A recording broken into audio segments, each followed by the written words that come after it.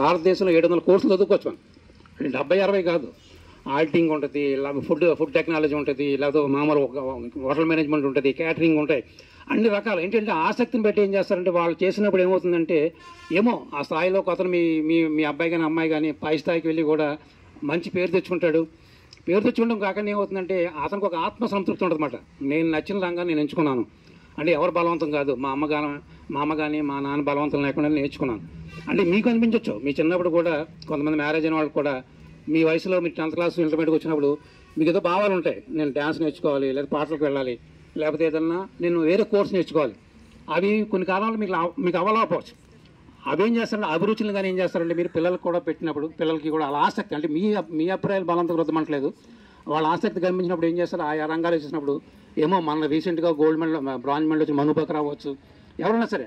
దాంతోపాటు ఏం చేస్తారంటే ఎప్పుడైనా సరే ఈ మెడల్స్తో పాటు ఏదైనా రంగాల్లో ఉన్నతికి వెళ్ళినప్పుడు కూడా ప్రతిసారి మంచితనం చెప్పండి. ఏ రంగంకి వెళ్ళినా మంచితనం ఉన్నప్పుడు ఏమవుతుందంటే వాళ్ళు సపోజ్ రాజకీయం అవ్వచ్చు, వ్యాపారం అవ్వచ్చు, ఉద్యోగం అవ్వచ్చు, లేదా క్రీడారంగం అవ్వచ్చు, ఆ మంచితనం ఉన్నప్పుడు ఏమవుతుందంటే ఒక రోల్ మోడల్ కింద ఉంటారు అన్నమాట.